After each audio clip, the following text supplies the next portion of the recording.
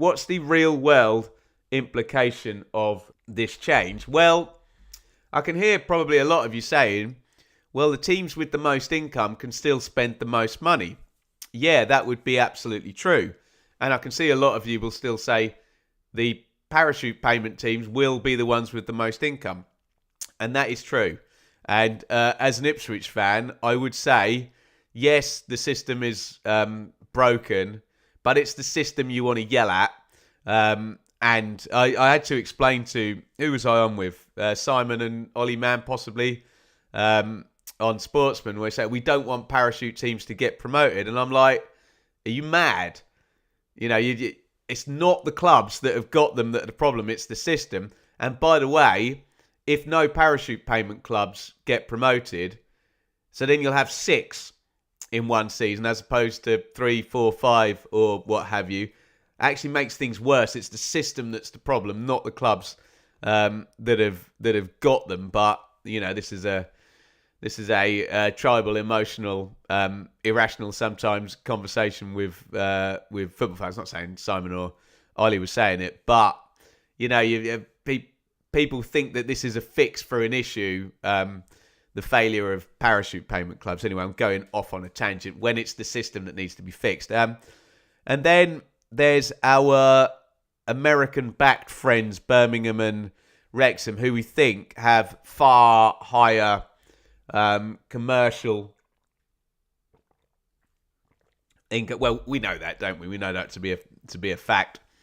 So in theory, they could spend more on better players. I don't necessarily have a problem with that side of it. I know, for example, Leeds, when they were down, Leeds drew in more fans who spent more money.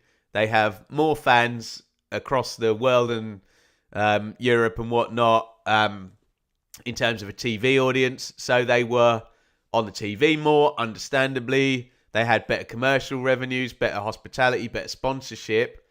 So they made more money than everybody else. And you're kind of saying, well, this institution that was massively successful during the 70s kind of should be allowed to lean into that fact as some kind of advantage. I guess the other way around would be just a complete hard cap on everybody where Watford get to spend the same next season as Wolves. Even though Wolves' income, and we're talking again parachute payments here, will be massively higher than Watford's. That's the opposite of it. And well, look, if you think that's the solution, then yeah, you're entitled to that opinion. You can say that down there in the comments. So I guess the smaller clubs, and here you go, Lincoln.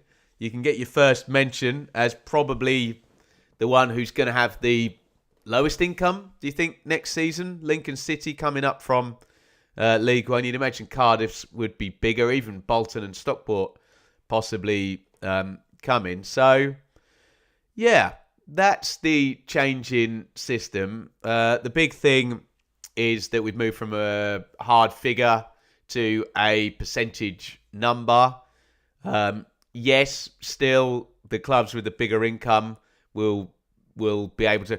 Well, one thing I will say is spending money is no guarantee of success, by the way. And I'll use Birmingham and Swansea just because they're 10th and 11th in the table. If Birmingham spend 5 million quid on salary and Swansea spend 5 million quid on salary, Swansea might get,